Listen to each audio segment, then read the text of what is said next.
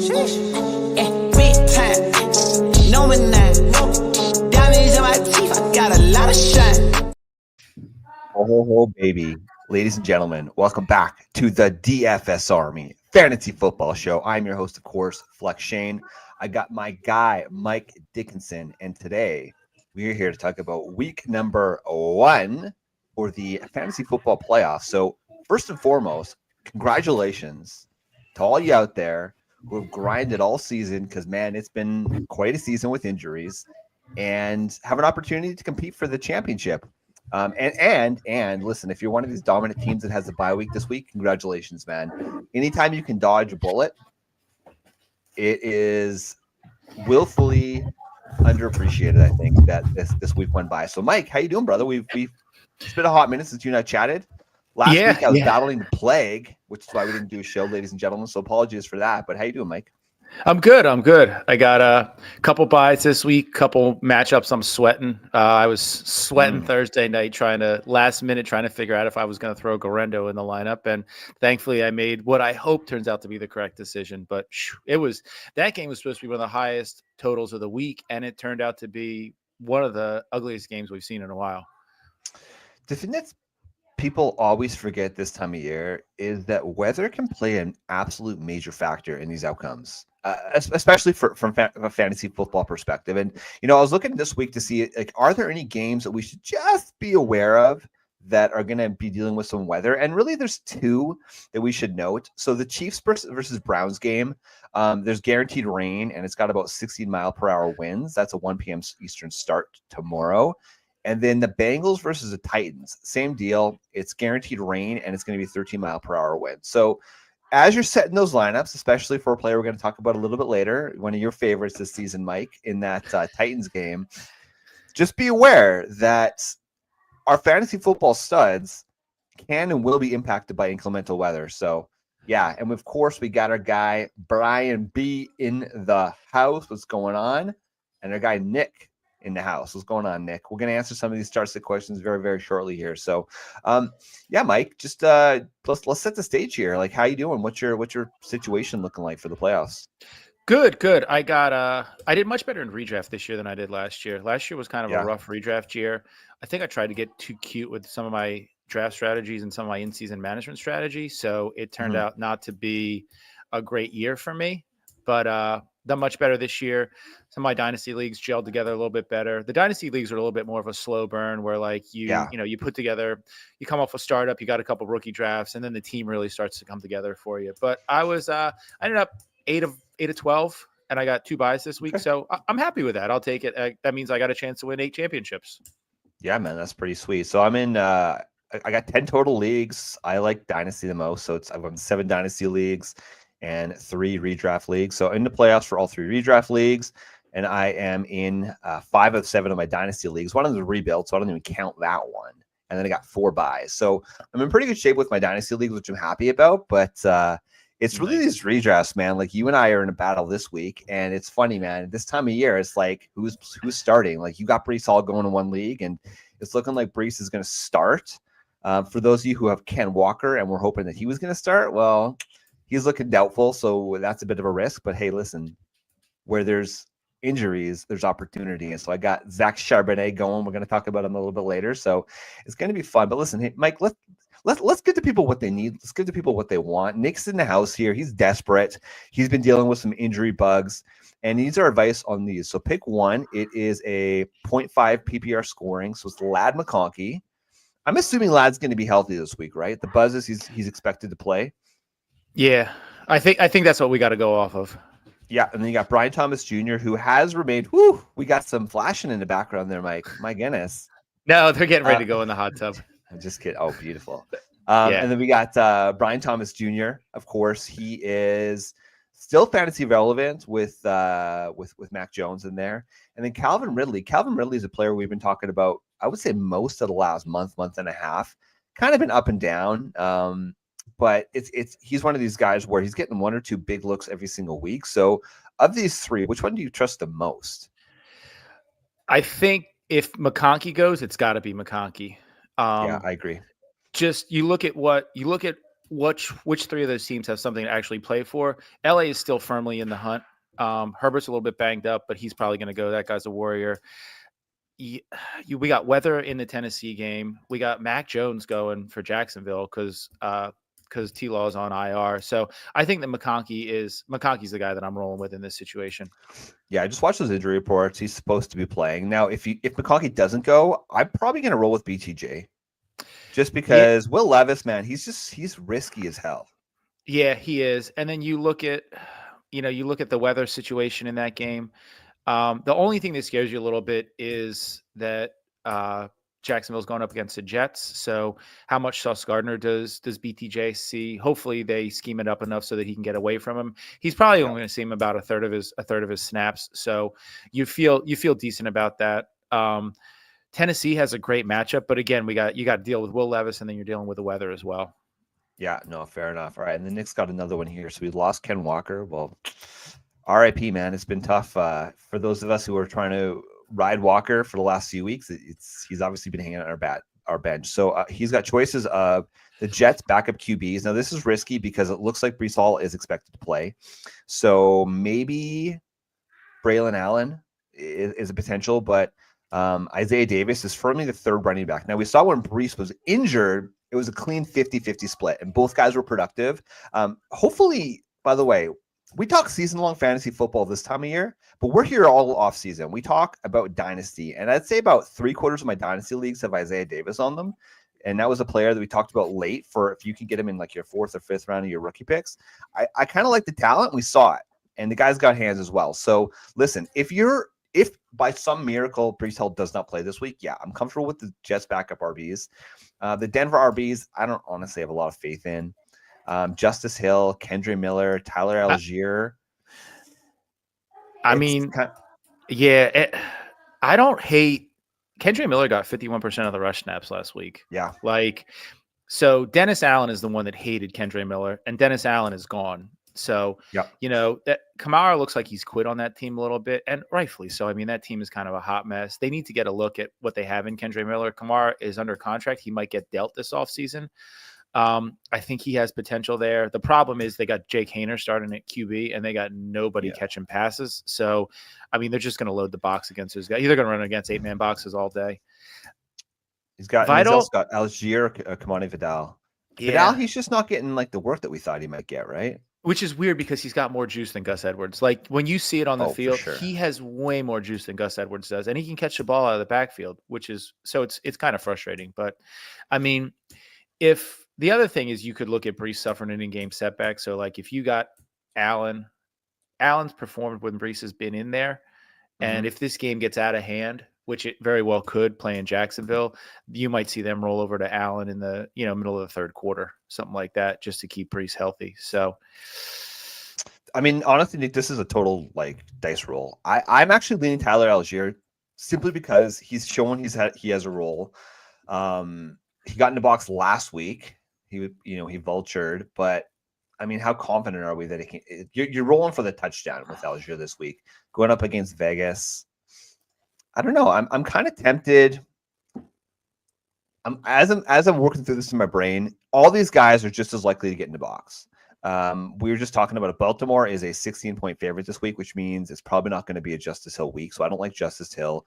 Yeah. I don't like the Denver running backs. Well, how are we feeling about the Denver running backs? Let's talk through that for a second here. Well, which Denver running backs are we talking about? So if you're talking about Javonte, his snap shares have been all over the place this year. It's been frustrating. Yeah. Some weeks he gets 17 carries, some weeks he gets 3 carries, and then let's look at what the total is in that game. They're playing Indy. The total's 44.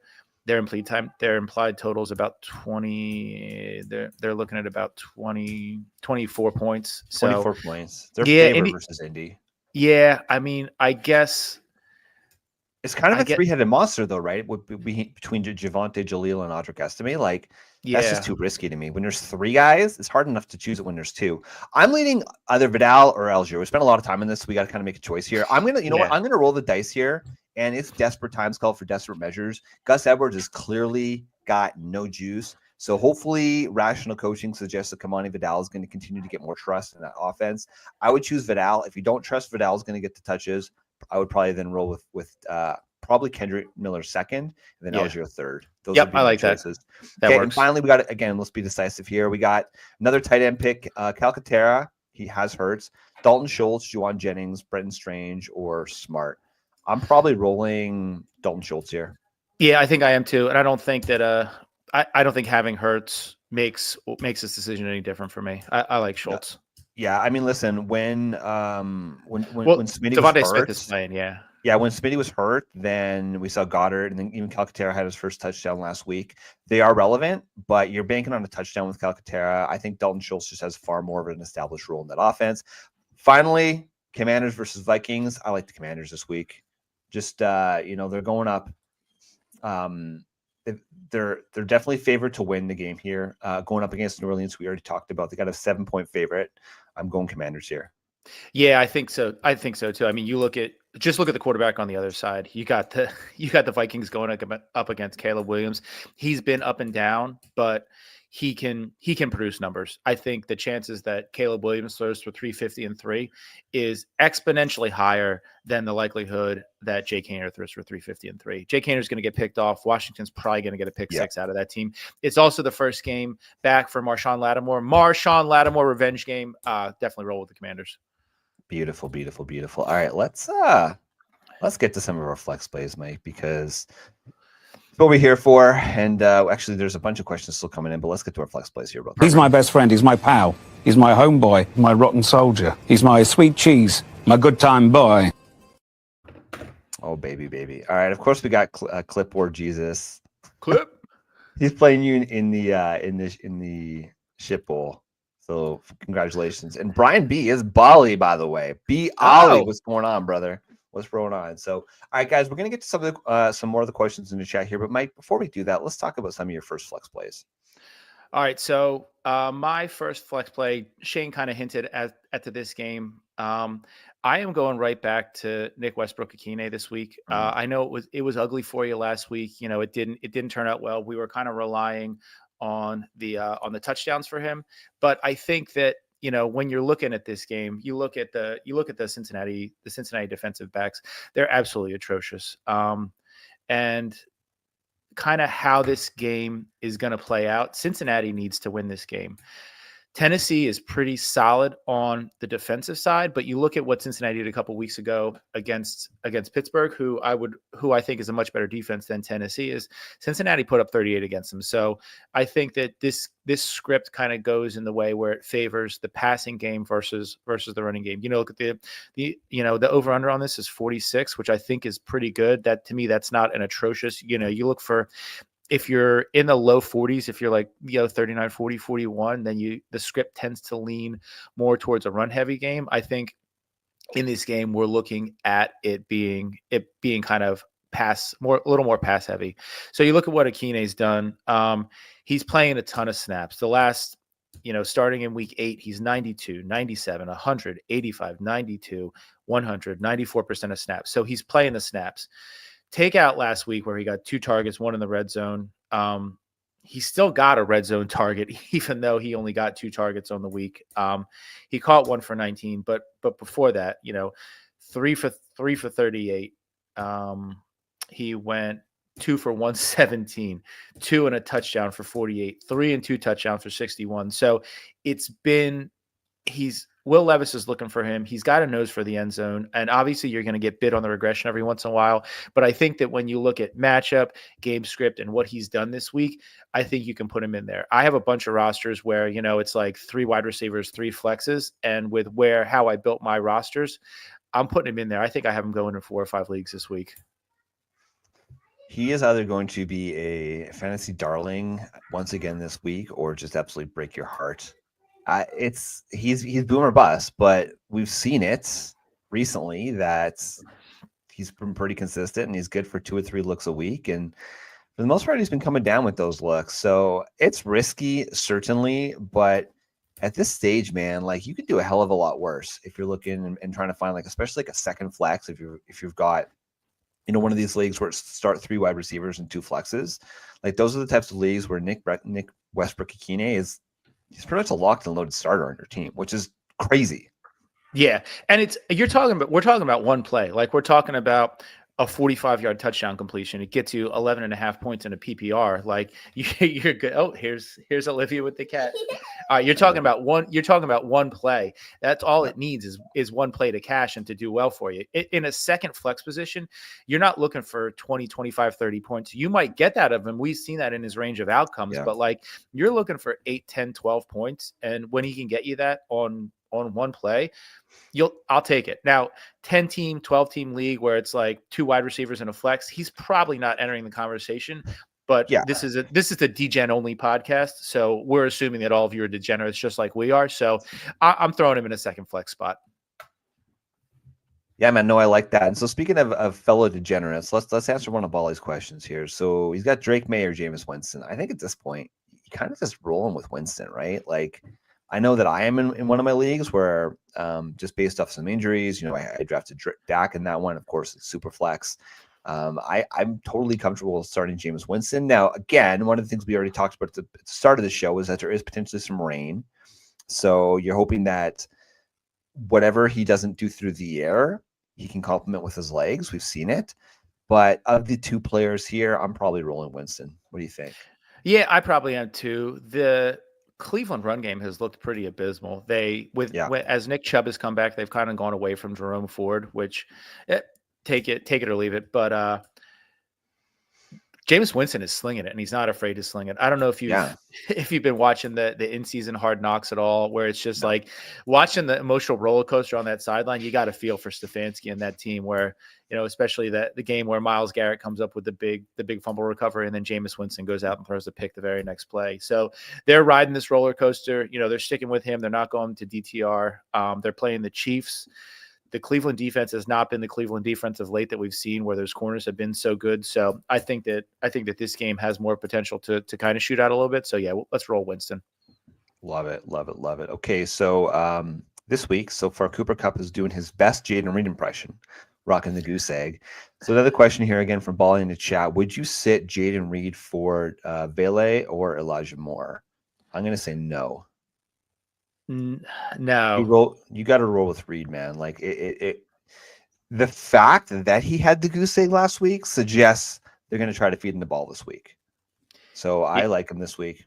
Yeah, I do too. And the other thing you gotta remember with Moore is you're probably going to get Cedric Tillman back there. So now Moore goes from being the third in line to probably 4th in line. So now you're getting Judy, Tillman, and Njoku, and then kind of Moore's getting what's left over. So I think you got to go with Jaden Reed. We've seen Jaden Reed hasn't been doing it on volume, but he's shown the ability. I mean, he can put up multiple touchdowns in a game. So Vele he's a dart throw at best. I think Reed gives you the best shot here. Yeah, and actually, I'm glad you mentioned Njoku, because at the start of the week, it was trending like he wasn't going to play, but the latest as of Friday is that he is expected to play. So just keep that in mind. Keep an eye on that. Elijah Moore becomes a little bit more tempting if David Njoku sits, because we've seen that Njoku really is one of Jameis's favorite targets. But based on the fact that Njoku is expected to play, Elijah Moore just becomes a little bit more risky. Yeah. Now, if Tillman sits for some reason, then I think you could consider this a little bit more. But I still would lean Reed. I still would lean Reed in that situation. Let me ask you this question, because we always like the hammers, right? We like the Sunday night hammers. We like the Monday night hammers. Now, there are 2 games on Monday night. So the Sunday night hammer, not quite as effective, but it is Green Bay going on Sunday night. Does that matter at all in your decision-making process, Mike?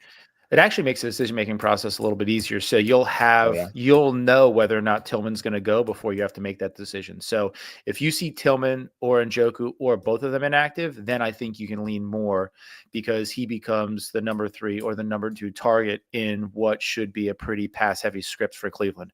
If Tillman and Njoku both go, then it's a no-brainer for Reed. If one of them goes, I'm still probably leaning Reed, but you can make that call based on your gut.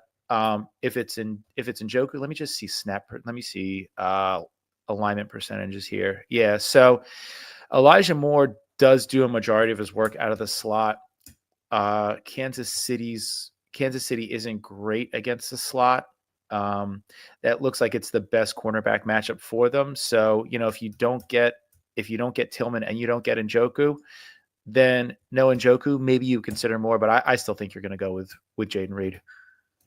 Yeah, no, I think that's fair. Okay, this one's a little bit more challenging. So you need to bench one. Brees Hall. I'm not benching Brees Hall. Tony Pollard or Tracy. Tyrone Tracy. Who we bench in there? That one's tough, right? To me, it's between Pollard and Tracy that you're going to bench. Yeah, I think I'm probably going to bench Tracy. So you look at weather and you look at how Tennessee is probably gonna try to start this game out. They're probably going to try to start controlling the ball on the ground. I think you're going to see a heavy dose of Pollard early. Script might take you away from that, but I mean, the Giants are getting Baltimore off a humiliating loss at home against Philly and then off of a bye. New York Giants are also starting Tommy Cutlets at quarterback, so he doesn't scare you at all. Malik Neighbors is questionable to go, so I think you're going to see a lot of tight boxes. I think you're going to see a revitalized and mind you, Baltimore's playing for their playoff life. Like they're 8-5. They are by no means locked and loaded for the playoffs, so they have something to play for. The Giants don't really have anything to play for other than looks next year. So I think I sit Tracy in this situation. He's also had a couple. He's had a couple bad fumbles too, and he's at risk of getting benched. I mean, maybe, but they keep putting him in the game. And who they got? Devin Singletary. Like, I don't think they're going to bench Tyrone Tracy. Here's the thing. I'm actually going to lean playing Tracy, and maybe this is just wishful thinking because I have to play him in a bunch of my leagues. But he had 10 targets last week, and he came down with 5 receptions. So he's being used a lot more in the passing game than we see Tony Pollard being used. And from just a pure safety perspective, I'd say they're just equal. They're equally as likely to get touchdowns. But the fact that, again, we talked about at the start of the show, like Baltimore is a 16-point favorite this week going up against the Giants. So it could just be one of these things where, well, let's be honest, the Giants really have essentially just bent over and said, "Take me now." For the last few weeks, really this whole season. But even then, Tracy's been able to salvage fantasy by getting into the end zone as well as with that safe floor with the reception. So I lean sitting Tony Pollard, but honestly, it's a coin flip. So we're kind of split there, Bolly. I'm going to lean Tracy, playing Tracy, and Mike's going to lean to playing Tony Pollard. So you're probably in a safe spot no matter what, which means whichever one you play is probably going to be wrong. Yeah, but don't sit Brees Hall. Do not sit Brees Hall. No, you cannot sit Brees Hall. Listen, he sat last week. The knee was a bit of an issue, but he had a full practice on Friday. So it's looking like he's going to go. The way that the Jets are right now, if Brees wasn't healthy enough to play and be effective when he plays, especially because we saw how effective the backup running backs were last week, he wouldn't be playing. So I would say start Brees Hall with confidence, which kills me when you have him going up against me, Mike, in one of our key leagues. So Clipboard Jesus, just because of the sass, I'm going to make you wait for your starts to questions, and I'm going to talk about my first flex play of the week. So let's go back, not very far, just 1 week ago, Mike, where we saw one Zach Charbonnet absolutely smash and break fantasy football. So as we've discussed, Ken Walker is officially doubtful to play this week, which means Zach Charbonnet is once again going to get to start. Now they're going up on Sunday night, going up against those Green Bay Packers. And the thing is that when you look at just the overall production against the running back position for the Packers, they've been, I'd say, league average, slightly below league average. So they're not one of these teams that you're afraid to play your running backs with. But the key thing is that they rank 25th in terms of red zone defense, which means that not only do we have an opportunity for Zach Charbonnet getting by far the lion's share usage in that backfield, so he's going to have the opportunities every single week. Every single touch. It's that in the red zone, it increases the probability that you're going to go and actually allow a touchdown. So just a few fun stats for Zach Charbonnet. Now, granted, smaller sample size because he hasn't been a starter for the entire season, but this is per playerprofile.com, which is my favorite data site. Fantasy points per opportunity. Zach Charbonnet ranks currently 9th. Juke rate, which essentially is his elusiveness, he ranks number 2 in terms of second per touch. And then yards created per touch, he has 4.41 yards, which ranks number 6 in the league. So you look at Zach Charbonnet, we saw the explosiveness last week. You look at any other team in the league, I'd say probably 85% of other teams in the league. If it wasn't for K9, Zach Charbonnet would be a definitive starter, right? Like if he was say like in a Carolina and he was playing the Chuba Hubbard role, like he'd be smashing all season and he'd be a locked and loaded starter. So I'm confident starting Zach Charbonnet this week, and I'm pretty sure he's going to be an effective running back. And if you kept him, if you had him last week or for whatever reason, because it was looking like Ken was going to play this week, Zach Charbonnet got dropped and he's available, like go pick him up, lock and load to start him. And if you're trying to figure out, where he'd fit in that conversation, like I'm playing him above Tyrone Tracy. I'm playing him above Tony Pollard. Like he's probably right around that tight end, or excuse me, that running back, like 10 to 14, Mike. So I'm starting Sharp with confidence, and there's not a lot of guys that I'm starting ahead of him. Yeah, here's the other thing. So here's the other thing that I like about Charbonnet this week, other than the fact that I hope he sits because you have him to potentially play against me. Green Bay is a bottom 5 defense against receptions to the running back. So Charbonnet is a 3-down back. He does not come off the field. So when I say bottom 5, I don't mean they are the 5 staunchest. They're the 5 worst defenses at defending against the running back pass. They've given up 70 catches on 86 targets, 81% catch rate, and 4 touchdowns to running backs. Just receiving running backs this year. They're giving up in PPR. They're allowing 28.6 fantasy points per game in PPR to running backs this year. So we saw Charbonnet put up a number similar to that last week. He put up, depending on your format, he was between 25 and 28, 29 points. So he's playing like he's going to play 80, 85% of the snaps. So I think that's a very, very reasonable range of outcomes for him. I like it.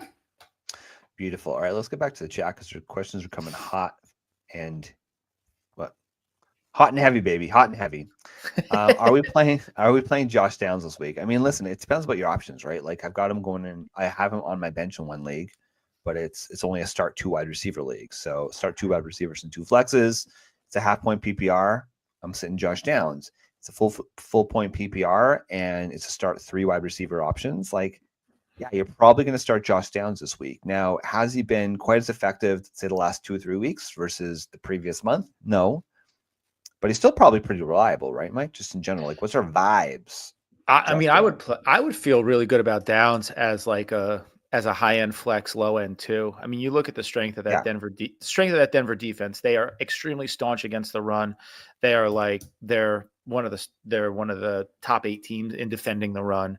And then you look at how the defensive backfield lines up. So Surtain is probably going to shadow Pittman. He shadows a decent amount. Surtain is as close to we see in the NFL today as a shutdown corner. So you got Surtain following Pittman around. The slot matchup is the best one in that backfield. You look at Downs getting Jaquan McMillan, who's given up about 0.28 fantasy points per route run. And then you come back and you look at, this is all high level math, 0.28 fantasy points per route run. And then you come and you look at Josh Downs. How many routes is he running in any given week? He is going to, so he's been running 20, 28, 25, 21. So yeah, he's firmly in that. Say he's going to run 30 routes this week, 30 times 0.3. He's going to run 9, 10, 12 fantasy points a week. He gets in the box, then he gets you 15, 16. So yeah, give me some Josh Downs. Yeah. So where the question comes is that he was dealing with a shoulder injury. So he missed week 13 against the Patriots. They had their bye week last week, and then he practiced for most of the week this week. So I would say he's pretty comfortably healthy, which it's nice that he had that bye week last week to get healthy. So I'd say, yeah, start him with confidence, but it's all about your options, Clip. Yep, I would agree with that. Honestly, there's not many tight ends I'm sitting right now for Kate Otten brothers. So yeah, it's crazy, man. So Clip's saying in the chat here that he's got 8 players going on Monday night in one of his leagues. Like, this is kind of that sucks. Well, listen, have you looked at our matchup, Mike? We got a lot of guys going Monday night too. So it's one of these things. The NFL knows. The NFL knows, right? They understand, okay, this is the week that the fantasy football playoffs start. Let's make things interesting. They're kind of shitty games on Monday night. Let's make 2 of them, but make sure there's a lot of fantasy relevance in that game. So they need eyes on the game, man. They 100% trolled us last week, putting 6 teams on bye on the last week of the fantasy regular season. as cognizant as the NFL is of the fantasy community and gambling, there's no way that they did not know week 12 and week 14 were crucial weeks for fantasy teams and put 12 teams on by those 2 weeks. That's asinine. I love it. Actually, I kind of like it. Who am I kidding? I kind of like. Listen, I low key like the fact that the NFL likes to troll fantasy players, right? Like, yeah, why not? We're not dumb. Why not? Let's just troll it. Okay, so we got Harry in the chat. Harry Romero. He needs to start 3 wide receivers in a half-point PPR. Excuse me. He's got Devontae Adams, BTJ, Darnell Mooney, and then Amari Cooper or Keon Coleman. So I'm starting Devontae Adams for sure. I'm starting Darnell Mooney for sure. I'm starting Amari Cooper over Keon Coleman of those two. So the question is, are you starting BTJ or are you starting Amari Cooper? I'm starting Amari Cooper. I think so too, right? Like he's starting to get the plurality of targets in that offense. The Bills, man, like they're just absolutely rolling. I was looking at it before. Let me just double check how many. I mean, look at the over under that last week. That over under in that game is 54.5. You look at the Jacksonville game, the Jacksonville New York game, the over under is 2 full touchdowns and extra points behind that. They're 40.5. Yeah. So you kind of look at which one has potential to shoot out. Obviously the Buffalo Detroit game. That's going to be one of the best. That could be one of the best games we see this season. Like that, totally. That's going to be a lot of fun to watch. So give me guys going in that versus guys going in the Jacksonville game. Jacksonville game is just meh. The other thing too is that Amari had 14 targets last week. So I like to see that continue. I think Dalton's out, right? Kincaid. Yeah, he is. Yeah, he's always questionable officially, but yeah. So we're going Devontae, Mooney, and Amari. I think that's a safe route to go. Sweet. All right. Well, this is just absolutely filthy, Harry. Sincere McCormick or Kamani Medell. So the word is that Sincere is going to be the starter, regardless of if Madison is back this week. So, I mean, that kind of wins it for me, right? Like in the clubhouse, Gus Edwards is a starter in that backfield. So I'm going to play the starter. I'm going to plug my nose, and I'm going to hate myself for doing it. Sincere McCormick, right? Yeah, and if you needed any further validation, Atlanta is a tough defensive front, but they also bleed production through the passing game to the running backs. They have allowed 86% catch rate on 84 targets to running backs. So if he's going to be the starter, we've seen him do something in the passing game. He's probably not coming off the field. I say roll with him. Roll with Sincere. I mean, so Vidal's coming up a lot this week, and because I mean the reason being, and we talked about him a lot in the offseason as well. I mean, from a prospective perspective, like great prospect, looks explosive. He should be the de facto starter, but until we see that usage, it's really, really tough to say, yes, start this rookie with confidence that isn't the de facto starter, right? Like we're doing a lot of projecting. And so I hate to say it, but I kind of want to see it first from Vidal, where not even necessarily like massive fantasy production, but I want to see the usage from him first. Yeah, right? And I'm really confident starting him in my freaking fantasy playoffs with my life on the line. Yeah, and that's what we're talking about here. We're talking about the playoffs. We're not. This isn't like week 6. The playoffs. Yeah, we're talking about. This isn't week 6 where like you got another 6-7 weeks of run out before you really have to win. Like you gotta. It's situation dependent. If you're a dog and you need to, I'd still think in that situation, I'm going with the volume. Like McCormick's volume has ticked up. Pierce has given him his endorsement as the starter. I think you got to go in that situation. You got to go with McCormick and, understand what you're doing when you're talking about playing Vidal. Like it's a purely speculative play. It's purely speculative. Okay. We got one from Lonely Stoner. Hello, Lonely Stoner. Welcome. Okay, so PPR first seed. If you're the first seed, why the hell are you playing this week? You should be chilling on your bench, man. But okay, so I'm not going to read through. Well, let's just roster bait a little bit here, Mike. Let's read through his team because I kind of like this team. He's got Hurst. He's got AJ Brown, Jamar Chase. How the hell did you get these starters, man? The 18 league. Yeah, exactly. He's got Terry McLaurin, and then Brian Robinson. Tucker Kraft, congratulations. That's a great team, man. No wonder yours first. Okay, you need to start one.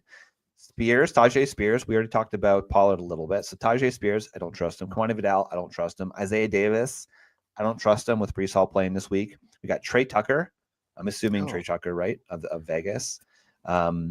Alexander Madison, who we just talked about, is going to be the backup. And then Jaleel McLaughlin, who is in that three-headed monster in Denver. This is kind of nasty, right? Yeah. I think probably Spears. Probably Spears in this situation, yeah.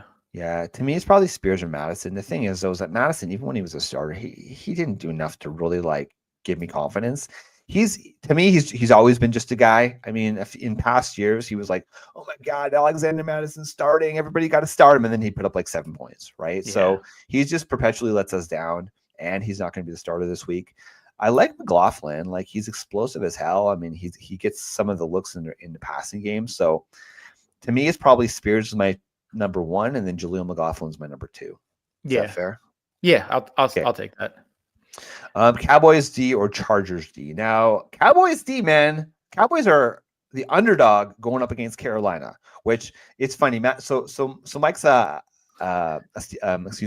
Eagles fan. And last week, after the Eagles, quote, barely beat the Carolina Panthers, the media was just completely crapping on them. There was all this narrative about how A.J. Brown and Jalen Hurts hate each other, yada, yada, yada. But then just only a few weeks ago, when the Kansas City Chiefs barely beat the Carolina Panthers, it's, oh my God, the Panthers have so much heart. Look at what they're doing. We love Dave Canales. So anyways, of those two, Chargers or Cowboys, I'm going Chargers. You think? I mean, Chargers are playing Tampa Bay. Yeah, but the Cowboys are playing the darling Carolina Panthers. Yeah, I think Bryce Young's look better, man. He's not turning the ball over. Yeah, so I think this depends on your league defensive settings. So if you have a defense that could go, if defenses could go hugely negative for you, like we could see Baker throw for 350 and 3. Yeah. You know what I mean? So look at how your defensive settings go. If you could go big negative, I might lean Cowboys in this situation. The Cowboys secondary has gotten healthier. Deron Bland is back. Mike is pissed. He's just pissed off at the world. They've been playing a little bit better. Like that Cincinnati game notwithstanding, Bryce Young is not Joe Burrow by any stretch of the imagination. So you think about who's probably going to get you a pick. I think that the likelihood that Bryce Young throws you a pick is a little bit better. I might lean Cowboys D in this situation. So we can be split on this one. Oh, I don't know, man. It's just the way that they've been losing recently has been so devastating that I just wonder at some point if the Cowboys are just going to say, screw it, we give up. I don't know. That's the only thing I think about. But okay, you know what? In your interest of Lonnie Stoner getting a win, I'll agree with you here. Let's go with Cowboys. Okay, we have some more questions coming in. All right. He had a kicker question too. Elliott, Lutz, or Butker. Okay, I missed that one. Who's Lutz is with Denver these days? Is Butker even healthy? They opened his practice window. I don't know if they opened his practice window. I don't know if he's going to play. Him and Hollywood Brown both had their practice window open this week. I think I'd probably go Lutz in this situation. I will be honest with you, Lonnie Stoner. I play in absolutely 0 kicker leagues, so it's completely off my radar the effectiveness of any of these kickers. So go Lutz. Lutz has been killing it. Elliott's been kind of shaky this year. This has been his worst year as a pro. Lutz has seemed revitalized in Denver. That game is in Denver. It's a little bit easier to kick at the higher altitude. So go Lutz. Yeah, and even Butker. We talked about that game. That could be a weather game. So want to avoid that for kickers. And also Butker hasn't really been the same effect. What a weird year for kickers, man. Yeah. Yep.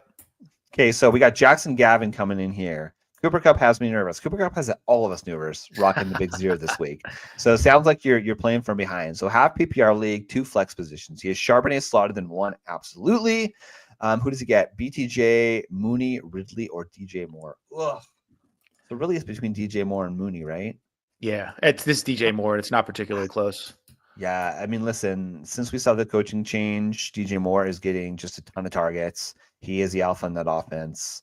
I love DJ Moore, man. Let me just talk about it. Like, I love the guy's a football player. He's just so good. I don't like that he kind of gave up on that one play. Wasn't a good Yeah. look.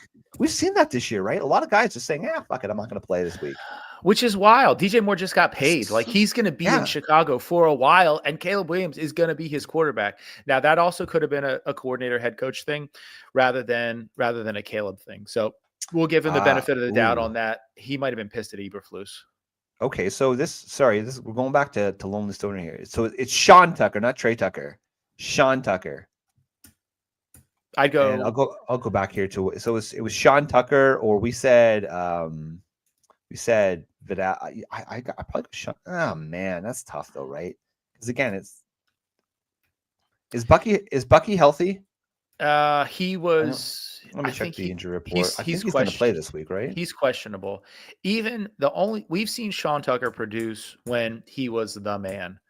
We saw Rachaad White produce last week in the passing game. I think if you don't see Bucky this week, I think it's the Rachaad White show. I would still tend to lean Spears in that situation. Okay, roll with that. Mattis is an old Algier. He absolutely totally is. Although Algier is good. So don't I won't accept that hate. Yeah, no, Algier is good. I think if Algier was on the Cowboys, Algier would be a starting running back. Okay, so how do we feel about Ladd McConkey this week? Do I risk starting him in the late slate over Garrett Wilson in the early slate? If he's out, my only option would be Jacoby Myers Monday night. How are we feeling about Garrett Wilson right now, man? Like, he's still a stud, right? Yeah, but he's still getting look at the targets. Last week 10, the week before that 10, week before that 8. So it's not like he's not getting the targets. He's just not. The Jets just look like trash.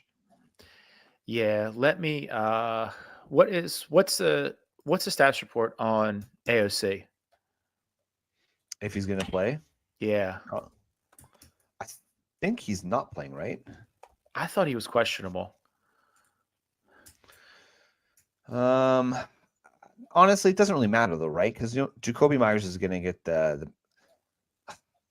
I don't know. Listen, if I was just to rank those 3 players, it'd probably be Garrett Wilson, Ladd McConkey, Jacoby Myers. Right. Like, I like the fact that Myers is going to get targets regardless of who the quarterback is. Dude, his last 5 games, he's 11, 6, 15, 11, 10 targets. This is Jacoby? Yeah, this is Jacoby. That's what I'm saying. Like, Jacoby's a stud, man. I've got him in a couple of my dynasty leagues. He's a locked and loaded starter for me every single week. So if Jacoby Myers is a backup plan and you just have this gut feeling that McConkey is going to be better than Garrett Wilson because you're just kind of fed up with Garrett Wilson, I'm okay with that. Yeah. Right? McConkey has the best matchup. Like, the Tampa Bay secondary is not good. McConkey has the best matchup in that game.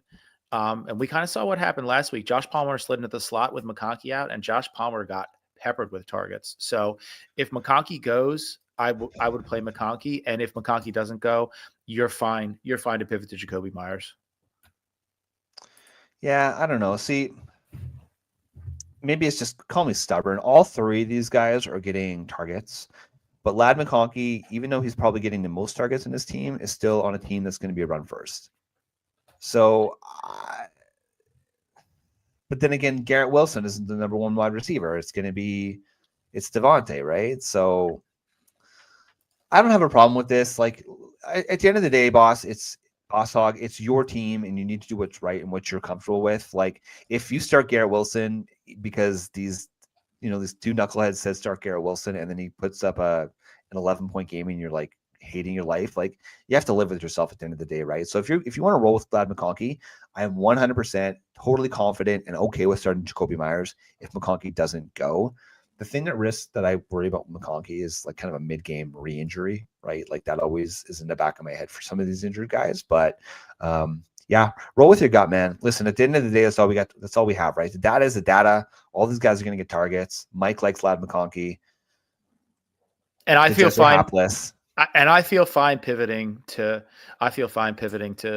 Jacoby if Ladd doesn't go. True that, brother.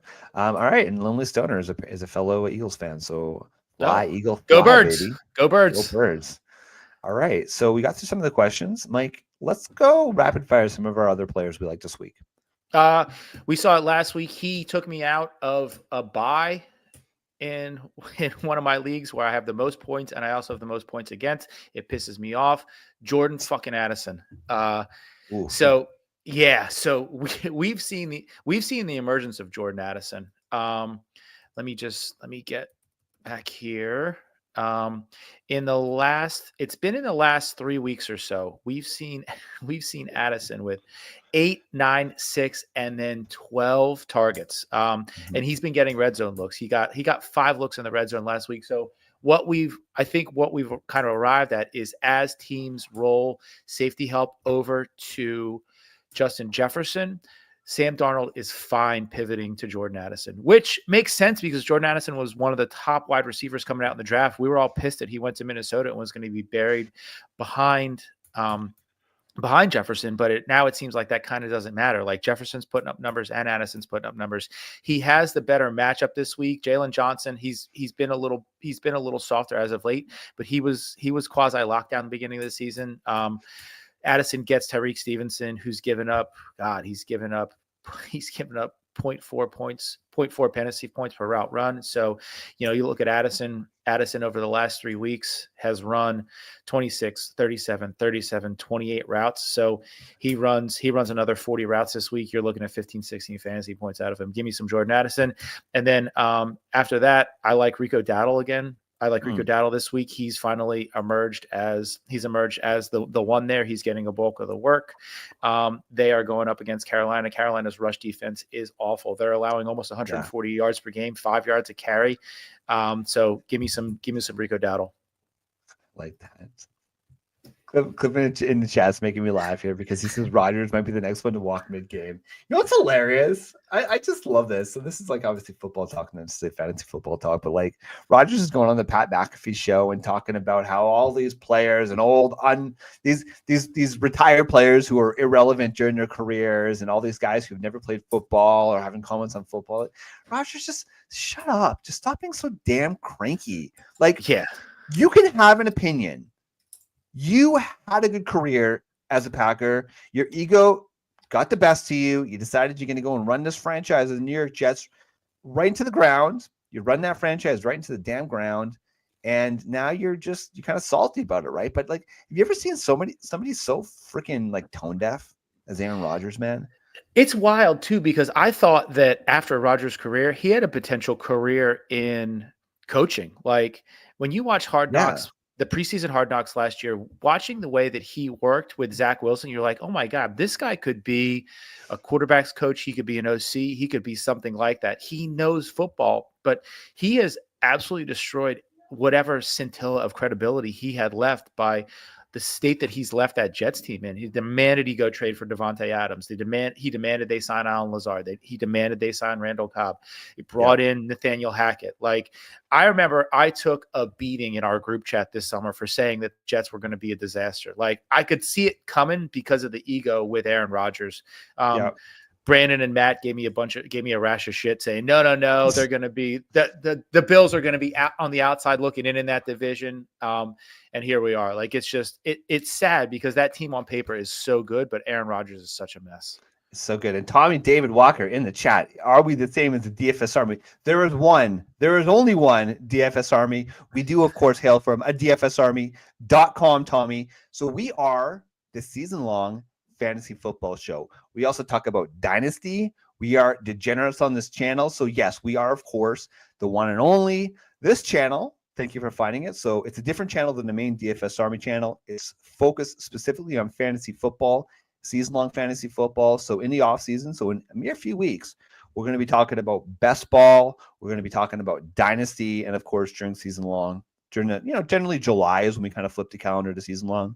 We're here for season long. So listen, if you play season long fantasy football, if you play Dynasty fantasy football, click the subscribe button. Loving the content, appreciate it, brother. We've been here for years. We've happily been taking Kevin the Geek Allen's money for years in our fantasy leagues. So he's like, listen, guys, stop taking all my league dues. I'm going to give you a spot on the channel. So, and actually, if you do happen to use any of the draft kits in the off season, I'm the one who manages all those draft kits. So hit us up, man. We're here. This is what we love talking about it. And yeah, we're going to be here. All right. Thank you, Tom. We got a subscription. All right. Guy. let's go back to the chat here. Let's give the people what they want. And yes, Clipboard Jesus, I promise you, I'll give you a few of my flex plays. Listen, we're men of the people, Clip, which means we're going to answer your questions in the chat first and foremost. Okay. So this is Mike. This is one where you're going to have to earn your money here. DJ Moore or Adam Thielen. So spoiler alert, ladies and gentlemen, Adam Thielen is actually one of my flex plays this week. So I do like Adam Thielen. I like the old man. What is he, 34 years old, just out there crushing it.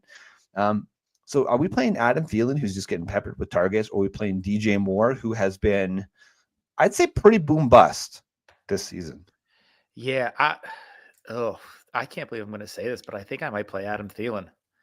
And I think I think what is the tip of the scale for me is Thielen was out for like 8 weeks. So it's only October for Adam Thielen. He's healthy, brother. He's healthy. It's the beginning of October for Adam Thielen. DJ Moore's been out there just grinding, running routes for Matt freaking Eberflus and Shane Waldron, like doing nothing. Like Bryce Young likes Thielen. Like Thielen is his blanket. And I think that what we were hoping was when Deontay Johnson went there, with Thielen's health, I think we were hoping that Deontay Johnson could have filled this role, but he just can't.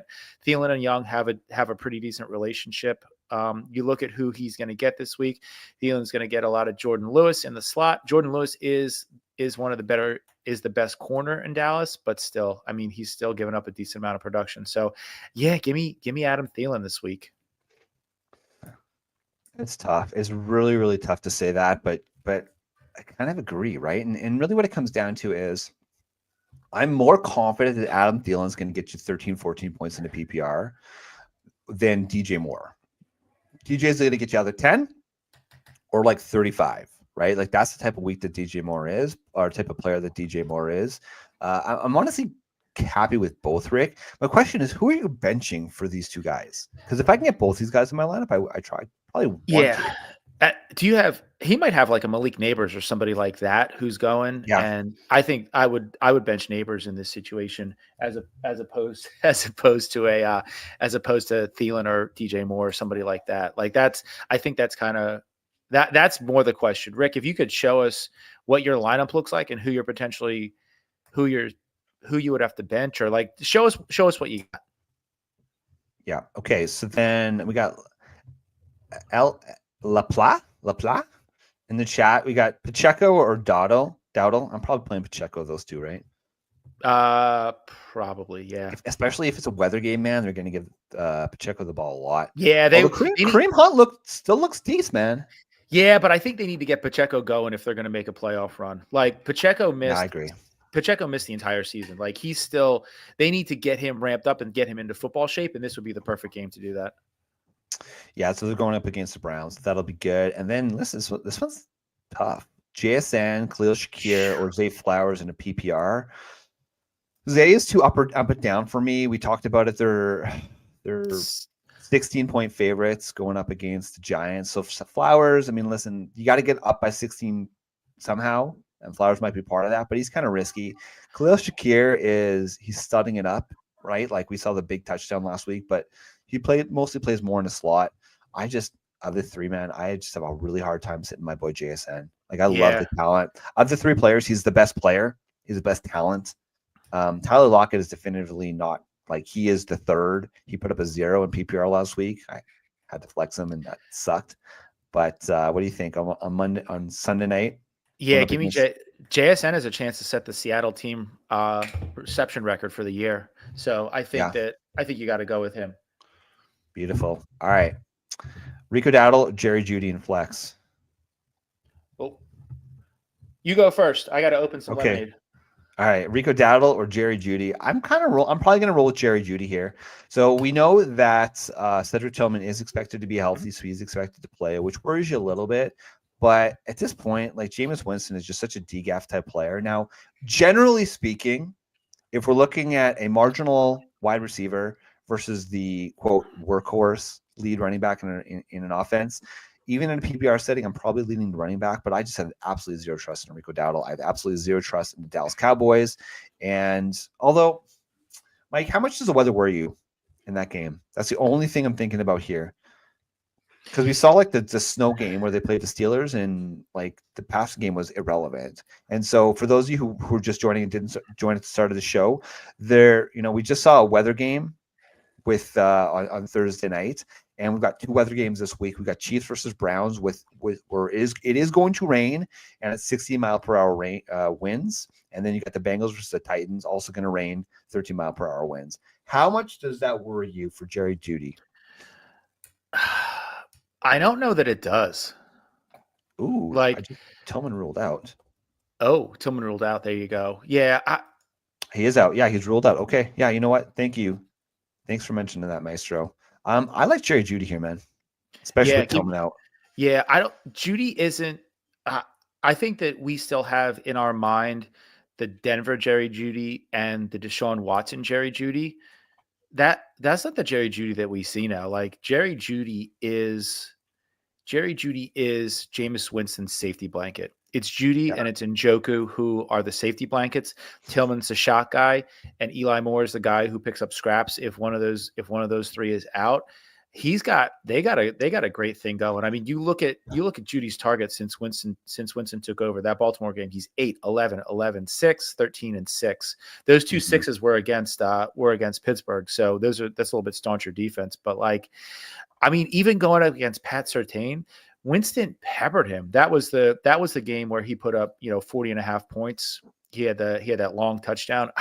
I asked for that long touchdown, and it was delivered instantly right after. That was the best thing ever. But I think that like Jeudy is Winston's guy. I would roll Jeudy. Yeah, and Njoku is still questionable, but it sounds like he's going to play. So that changes the narrative. The only thing that I stressed about a little bit, and say just pay attention to the weather in this game. If it sounds like it's going to be just another crazy weather game and it's just going to be pouring, then I might flip to Rico Dowdle. So have a look Sunday morning, see what the weather's expected to be. Luckily, I believe it's at 1 o'clock. Yeah, it's a 1 p.m. game for the Chiefs versus the Browns. So we'll know if the weather's going to be absolute trash or not. So just keep in mind there. Dowdle's a sweet pivot. We talked about it at the start of the show. He's going up against Carolina. Like Carolina, they're sieves to the running back position. We've seen definitively that Rico is the workhorse. So he's going to get 18 to 20 touches again this week. So I'm cool if you want to roll with Rico Dowdle, but I like the nuclear upside of Jerry Jeudy, man, especially into our fantasy playoffs. Yep. Yeah, I like that. Cool. Okay, so we got to get out of here in about 3 minutes. So the last flex play that I wanted to talk about, if you guys have been rolling with Jalen Waddle, he's been hanging out on your bench the last month or so. Like the Dolphins are still fighting for their playoff lives. They've won 4 of the last 5. I'm comfortable starting Jalen Waddle. Really, it's about your choices. Like if you're, and this is actually a decision that I have, Mike, between Josh Downs and Jalen Waddle. I'm playing Waddle over Downs currently. It's a half-point PPR. Am I crazy? No, absolutely not. I mean, you look at who's got something to play for and who has a better quarterback and the better offense. It's Jalen Waddle. Like Anthony Richardson. Ooh, Anthony Richardson is he could produce for you, but he still doesn't look good as a passer. Like he's very young into his NFL career. Tua's slinging it. Like he is just. It looked like he got man. Yeah, I mean, it looked like that stint on IR gave him like a hard reset. Like he looks refreshed. He's good to go. Like, and Miami's hitting on all cylinders. It would not surprise me if Miami backdoored into the playoffs. So, yeah, I like the Waddle play a lot. All right, let's go rapid fire here to get out of the show. So we got Goff over Mahomes. The answer is yes, especially when I'm against Buffalo, man. Let's go fireworks, baby. Okay, we need to pick one here. This is for Stralo 90. Malik Neighbors, DJ Moore, BTJ. Am I right to be worried about Drake London? Yes, you are right to be worried about Drake London, especially with the way Kirk Cousins has been playing. Like, he's got to sit. I'm probably going Malik, right? I'm going DJ Moore. Malik you want DJ Moore? Yeah, I mean, Malik's getting Tommy Cutlets. Tommy Cutlets. And he hates life. He just hates life right now. He's so pissed he was drafted by the Giants.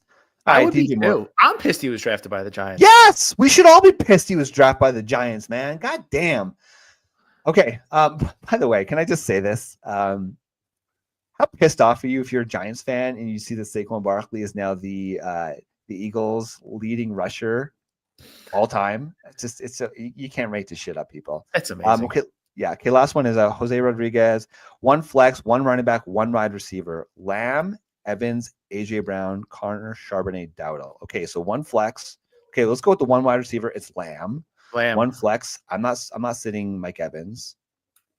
No. And well, shit, this is tough because you're basically between AJ Brown and Mike Evans. Evans was on the injury report all week, so I think I'm going Lamb. Don't hate me. How can you sit Sharp? I'm going Lamb, Connor, Charbonnet. I think I'm sitting AJ. Yeah, let's do it. Let's go Lamb, Connor, Charbonnet. And listen, last week, if you guys did play Mike Evans, it was kind of a load maintenance game, right? They said after the game it was a load maintenance game. So he's going to get better. They want to make sure that he stays healthy because they are also, like, ladies and gentlemen, they are the lead team right now in the NFC South, which is wild, which I love to see. But yeah, man, let's do it. Okay. So yeah, we had Lamb, Connor, Charbonnet. Ooh. AJ's going to see a lot of Joey Porter Jr. Yeah, and I don't know, the vibes in that locker room, man. Okay, really quick here. Pick 2. Mooney, Flowers, Downs, Elijah Moore. It's got to be Flowers and Mooney to me. I was going to say Mooney and Downs. So Mooney's definitely in. I say Flowers, Downs is up to you, whichever one you prefer. Yeah, I like Flowers. He likes Downs. Oh, my God, they're coming in hot and heavy, babe. We got Michael Lewis. Mahomes, Goff, Tua. Pick 2. Goff and Tua. Goff, Tua, baby. Okay, not to be confused with Hawk Tua. Not that. Rest in peace, her 50 minutes of fame, right? Yep. Okay, ladies and gentlemen, that's all we got for you today. Thank you so much for the active chat. We are here for playoffs. Thank you so much for tuning in. For those of you who are new to the show this week, like we were saying, we are, of course, the DFS Army. We hail from dfsarmy.com. We are a DFS website. Hey, guess what? Spoiler alert. That's what we do. But here, Mike Dickinson and I, we are on the DFS Army Fantasy Football Network. We're going to be here to help coach you through your playoff championship, your playoff journey, and help you get that win.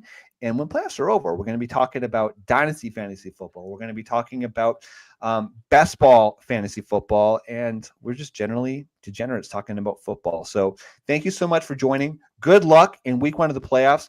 Go get some championships. Big time, knowing that diamonds in my teeth, I got a lot of shine.